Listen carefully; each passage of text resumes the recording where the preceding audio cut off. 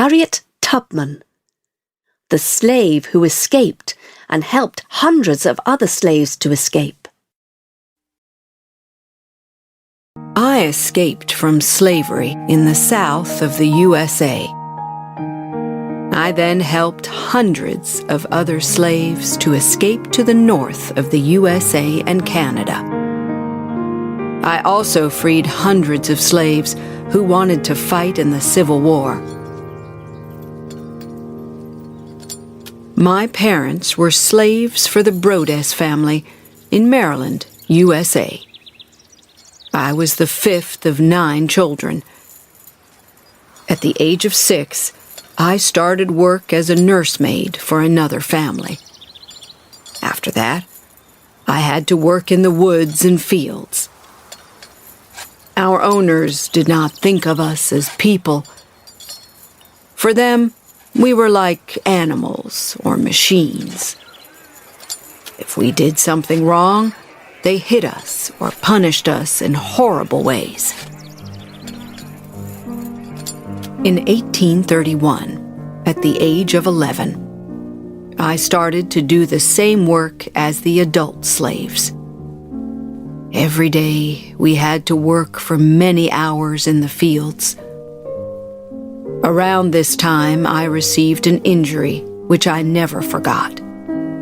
I refused to stop a slave who was escaping.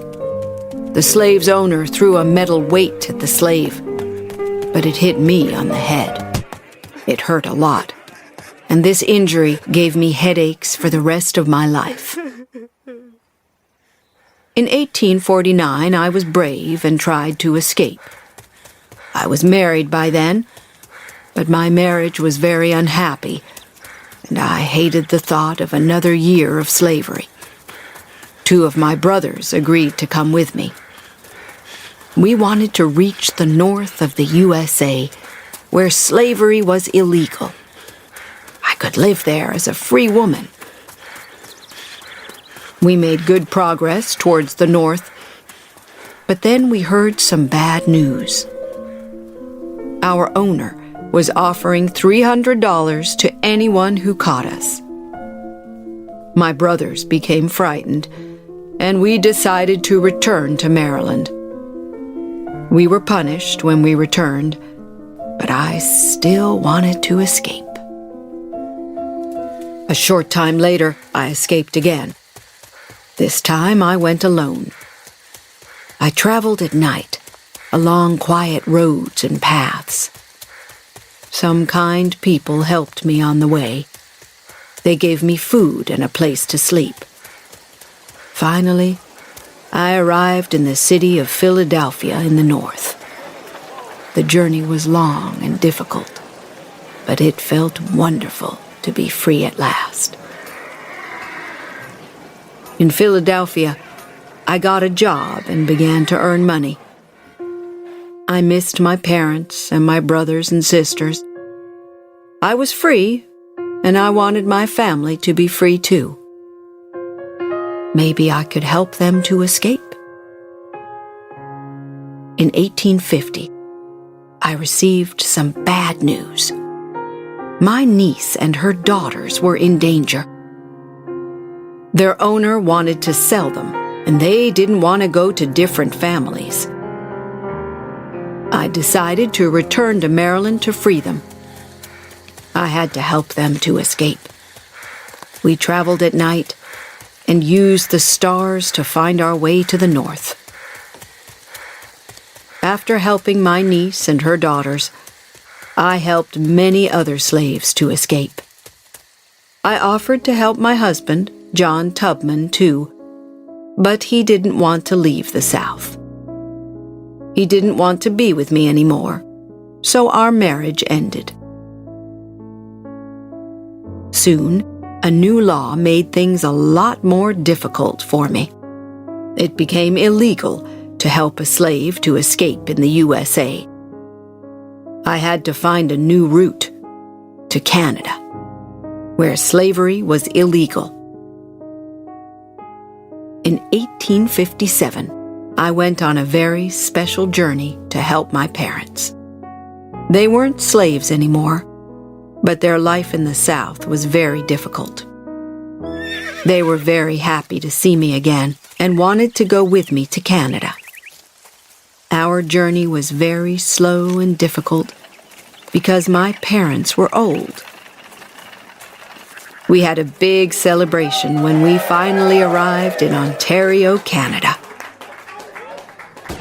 In 1861, the American Civil War started. The Confederates from the South wanted slavery to continue. The Unionists from the North wanted slavery to become illegal. I joined the Union Army, which fought for the North. An Army captain, James Montgomery, heard about me. He discovered that I helped slaves to escape before the war, and he wanted my help. He wanted slaves to fight for freedom in the Union Army. I took a team of spies to the South and found slaves who wanted to join us. It was dangerous work, but we were very successful.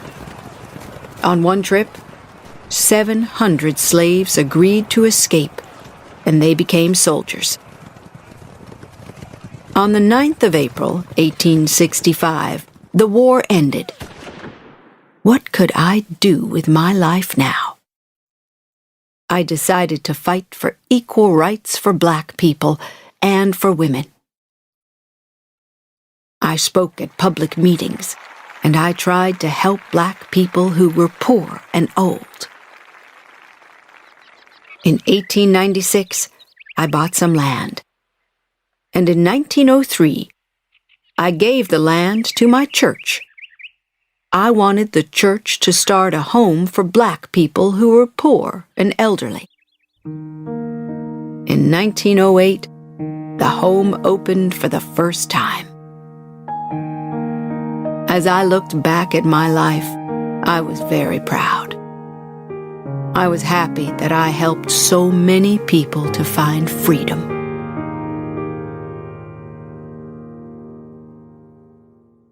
Emmeline Pankhurst. I campaigned all my life for equal rights for women. I started a political group which fought for the vote for women in Britain. After many years of protests, we finally won the right for British women to vote. When I was born in 1858, women in Britain didn't have the same rights as men. Most women couldn't go to school or university. They were only allowed to work in certain jobs, and they didn't have the right to vote. I grew up in Manchester, in the north of England, and I saw many problems every day. Mothers had to bring up children in small, dirty houses. Disease was everywhere because of the terrible conditions. And most women only lived until they were around 50 years old. I knew from a young age that I wanted to improve women's lives. My parents believed in human rights. They believed that education was a right for women as well as men. In 1873, my parents sent me to school in Paris. They wanted me to get a wider view of the world. In Paris, I was disappointed to discover that women were still not equal with men after the French Revolution. Action was needed, and I returned to England to begin the fight. In Britain, the political situation was quite unusual. Our ruler was a woman, Queen Victoria. She was a powerful leader, but she wasn't interested in women's rights. Our politicians were all men, and they definitely weren't interested in political equality for women. In 1879, I was surprised to discover a man who was campaigning for women's rights. His name was Richard Pankhurst, and he was a lawyer. We shared many of the same beliefs and ideas. We got married and started a family. For almost 20 years, Richard and I fought for political rights for women. Then sadly, my dear husband died. My daughters and I were very sad, but we decided to continue our campaign. The two oldest daughters, Christabel and Sylvia, became activists. In 1903, we started the Women's Social and Political Union, WSPU.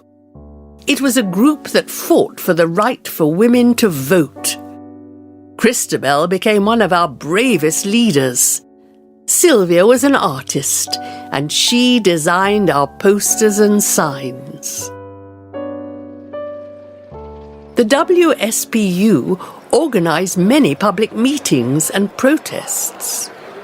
Sometimes the police arrested our members.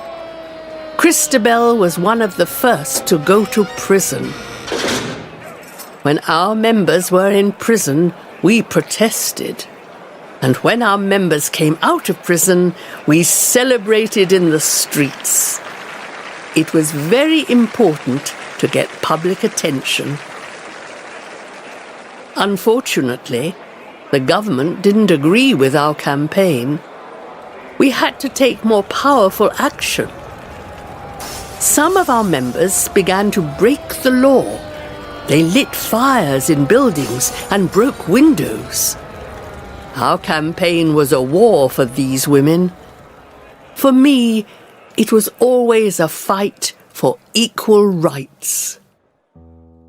Every time I was arrested, I told the judge, "We don't want to break laws, we want to make new laws." But the lawyers and politicians didn't want to listen. In 1910, Prime Minister Asquith, the government leader, stopped a new law that gave women the vote. We were shocked and angry. On Friday, the 18th of November, I led a group of women to meet the Prime Minister, but he refused to see us. We started to protest in the street, and 100 women were arrested. It was a terrible day. We called it Black Friday. In 1914, the First World War began, and we agreed to stop our campaign. Women were now needed as nurses in hospitals and to work in factories and on farms. In 1917, we started a new group with a new name, the Women's Party. In 1918, the First World War ended. The government realized that women were an important part of the victory in the war. At last, women were given the right to vote. But only women over 30 years old who owned a home could vote.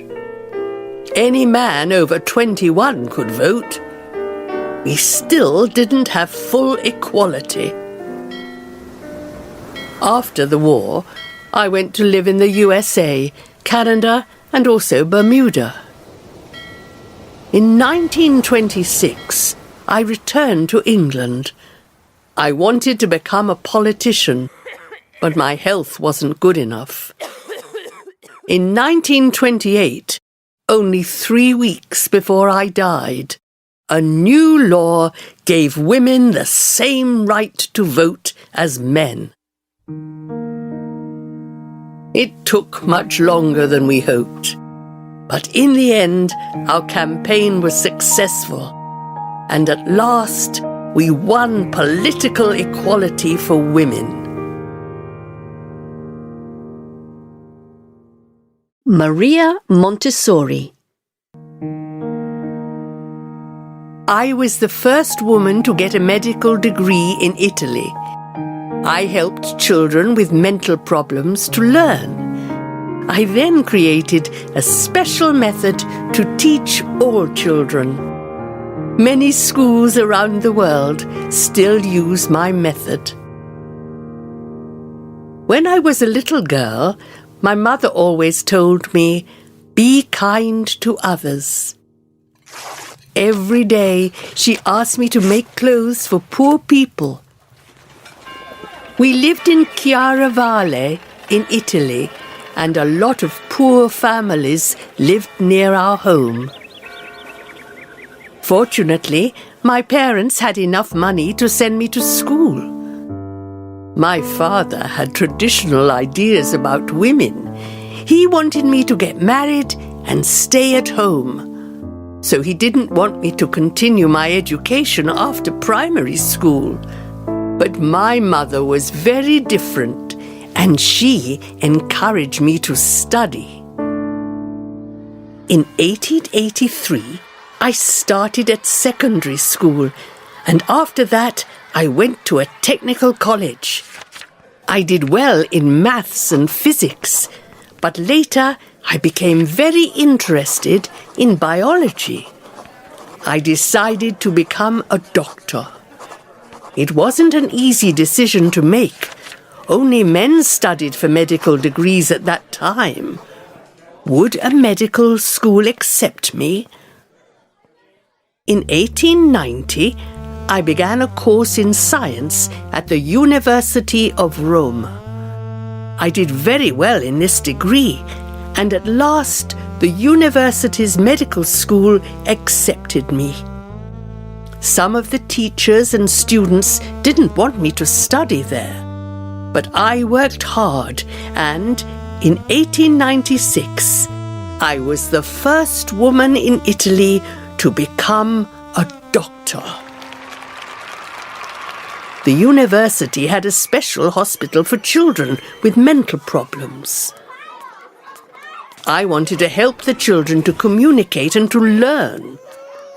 I wanted to improve their lives. But how could I do this? I began to study and give talks about this question. In 1898, I became a director of a school in Rome for children with mental problems. At that time, people called these children horrible things, such as crazy or idiots. But these children were just different, and they needed to learn in a different way. My teachers and I showed the children what to do. Slowly, we made progress with this practical method. We showed the children simple actions, such as how to eat or wash or play games. The children copied these actions, and then we repeated them again and again. In 1906, the government asked me to work in a different school for very young children from poor families. I changed the classrooms and took away the rows of desks. We used small tables and encouraged the children to play. We created educational toys that the children could touch and feel. They learned by playing. Traditional teachers didn't understand this method. For them, the most important thing was to teach. For us, the most important thing was to learn.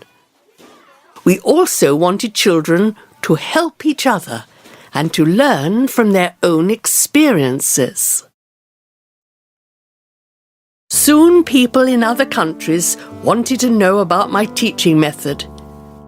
Montessori schools were opened in many countries. By 1913, there were more than 100 Montessori schools in the USA. Alexander Graham Bell, the inventor of the telephone, believed in my method, and became the leader of the American Montessori Society. In 1915, I was invited to the USA and spoke at Carnegie Hall, a famous concert hall in New York. In San Francisco, I gave a course for teachers. We made a classroom with 21 students and a glass wall. Thousands of people came to watch our classes. In Europe, the First World War was destroying many lives. I decided to move to Barcelona in Spain, where things were more peaceful than in Italy. I lived there for many years and traveled to many other countries to teach people about my method. In 1929, an international organization was started, the International Montessori Association. The organization encouraged parents and teachers to use the Montessori method. In 1936, the Spanish Civil War started, and I decided to move to Amsterdam in the Netherlands. There were more than 200 Montessori schools in the Netherlands at that time. I continued to create new educational materials and give talks. I wanted people to use education for peace.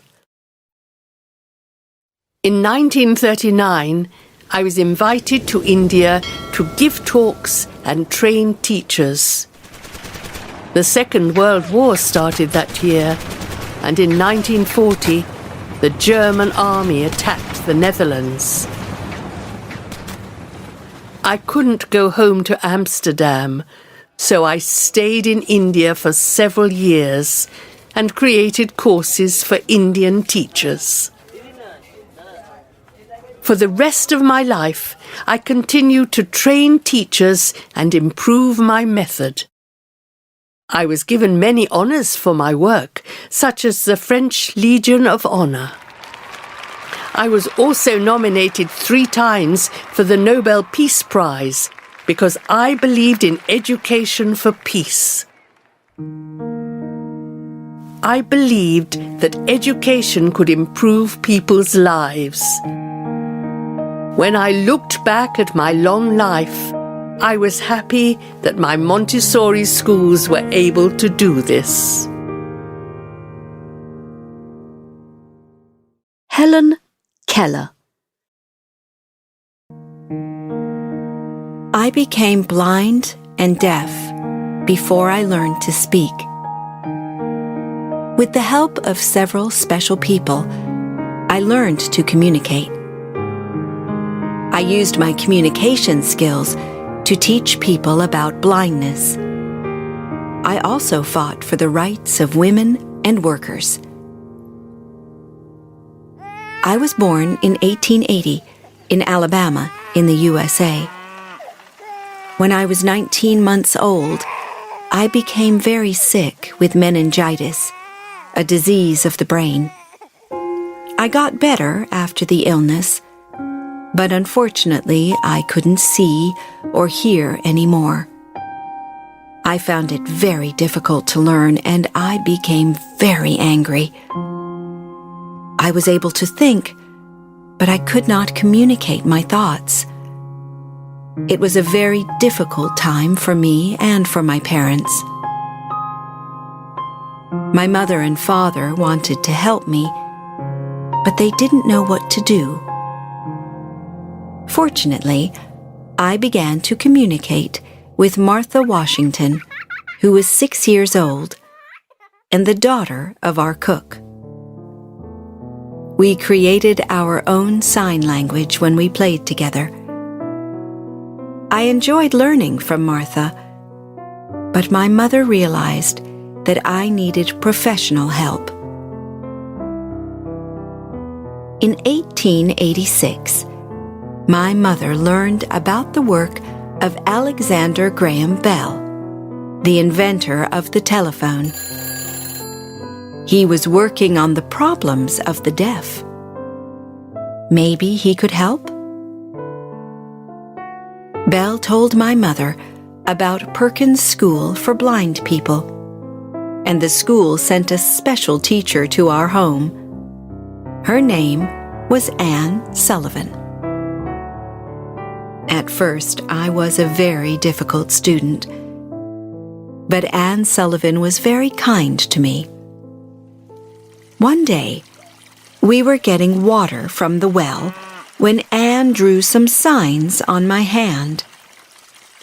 I realized that she was writing the word water. I was so excited. Within a few hours, I could read more than 30 different words. At last, I could communicate with other people, and they could communicate with me. Anne helped me to escape from my lonely world. When I was 8 years old, I went with Anne to the Perkins School for Blind People. At the school, I was excited to discover that there were other children like me. We all learned from our teachers and from each other. I learned to read Braille in English and later in several other languages. In 1894, Anne took me to New York, and I studied at several different schools for the blind and deaf. I tried to learn to speak, but it was difficult. My voice worked, but I didn't know how to use it properly. Only Anne and a few other people could understand me when I spoke. I studied hard, and in 1900 I started at university. Anne went with me to every class. She wrote the teacher's words on my hand. In 1904, I became the first deaf and blind person to get a degree. I was so happy and proud, and I knew that I wanted to use my communication skills to help other people. At first, I worked with organizations that fought for women's rights. Then, in 1912, I started to work with workers' organizations. I discovered that some types of work made people blind. I wanted people to know about this problem, so I wrote a book in Braille about it. In 1915, I started my own organization, Helen Keller International, which still teaches people about blindness. I wanted everyone to know that in many cases, blindness can be prevented. For many years, I traveled around the world and talked to groups of people about blindness. I communicated with Anne. She then spoke my words for me. Our talks became very popular, and sometimes we earned up to $2,000 a week. We gave the money to organizations that helped blind people. When Anne became ill, Polly Thompson became my guide. Unfortunately, in 1936, Anne died. She did so much for me, and I never forgot her. With the help of several special people, I wrote 12 books about my beliefs.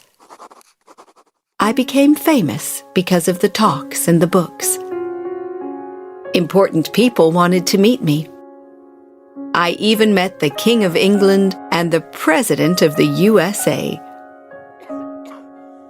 Polly Thompson helped me with my work until she became very ill in 1957. After that, Winnie Corbally became my guide and traveled with me to teach people about blindness. Our work was helped by a theater play, The Miracle Worker, about the life of Anne Sullivan. In 1962, it became a popular film. In 1964, I won an important award from the President of the USA for my work. The year after that, my name was added to the list of the most successful women in the USA, the Women's Hall of Fame. The names of my guides, Anne, Polly, and Winnie, should be in that list too. In 1968, at the end of my life, I remembered Anne, Polly, and Winnie. I felt proud of our work, which helped blind people around the world.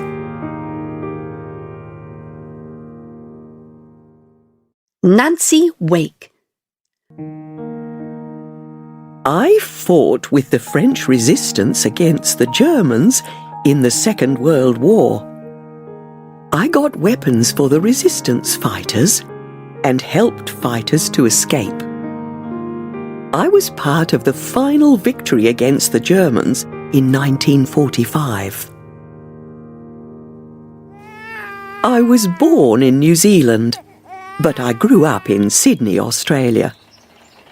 When I was 16 years old, I left home and got a job as a nurse in the Australian countryside.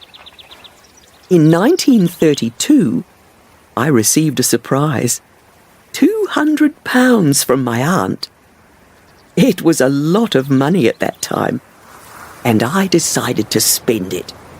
I went to Sydney Harbour and bought a ticket to North America. I enjoyed the journey on the ship and then travelled around the USA and Canada. When I wasn't travelling, I worked as a waitress to earn some money. After a while, I moved to Britain. I wanted to work on a newspaper, so I studied to become a newspaper reporter. I got my first job on a newspaper in Paris, where I learnt to speak French. I went to Germany and Austria for the newspaper. I saw the terrible things that Adolf Hitler and his Nazi party were doing in their country. I realised then that the Nazis were very dangerous, and they wanted to rule the whole of Europe. In 1940, the Germans attacked France and occupied most of the country. I was already living in the south of France, where I married my first husband, a businessman, Henri Fiocca. We both hated the Nazis and wanted to help in the war against them. I began to work for the French resistance in Marseille. I delivered secret messages to the resistance fighters, and I also helped fighters to escape. The Germans tried to catch me. I used false papers and changed my appearance so they didn't recognize me. In 1943, the Germans caught me, but luckily I escaped. It was too dangerous for me to stay in France. I had to leave my husband and go over the Pyrenees Mountains to Spain. From Spain, I escaped to London and joined the British Army. I was a little surprised when the British wanted me to become a spy. They wanted me to be part of a secret army which helped the French resistance. The training with the British Army was very hard, and I worked night and day to learn the special skills. I learnt how to look after injured fighters. I also learnt to kill. And so, I became a spy and set off on my first mission to France. I arrived in France on the 29th of April 1944. At first, The French resistance didn't believe that I could help them. They didn't think that a woman could be a fighter. A resistance leader told one of his men, "This woman could be an enemy. Ask her to go for a walk with you. When no one is around, kill her." They didn't realize I could speak French. I understood everything. When we went for the walk, I told the man, "If you attack me, I will kill you first." He believed me and took me back to the camp. At last, the resistance allowed me to join them. I got weapons from Britain and also took part in their attacks against the Germans. We blew up railway lines and stole German weapons. On one occasion, I killed a German soldier. On another, I killed a resistance fighter who was working for the Germans. Our attacks against the Germans were very successful, but it was difficult to keep everything secret. Many local people were frightened of the German soldiers, and sometimes they gave the Germans information about our plans. On one occasion, someone told the Germans about our secret radio transmitter. Our radio operator destroyed our codes, so the Germans didn't discover our secrets. I cycled 500 kilometers to get new codes. When German soldiers stopped me, I told them, "I'm going to visit my aunt, who's very ill." After 3 days, I got the codes. Everyone said that I was very brave, but I didn't think about that. I had to do it. It was part of my job. With the new codes, I could send secret messages to Britain. We could receive new weapons and start our attacks again. Our attacks were important. They stopped the progress of around 50,000 German soldiers. These soldiers weren't able to fight the British Army, which was arriving in the north of France. In September 1944, I received orders to go to Paris. In Paris, I helped the British and French armies in the final months of the war. On the 8th of May, 1945, we heard the wonderful news. The war was over, and the victory was ours. I wanted to return home to my husband. I was shocked to discover that he was dead. He was killed by the Germans in 1943. It was time for me to start a new life. I went back to Australia and tried to become a politician. I wasn't successful, and life seemed boring after the war. I then moved to the UK for several years, and I got an office job with the British Secret Service. I was happy to receive many honours for my work in the war, such as the George Medal from the British. And at the end of my life, I felt proud to be part of one of the most important victories in history. The victory brought peace and freedom to Europe.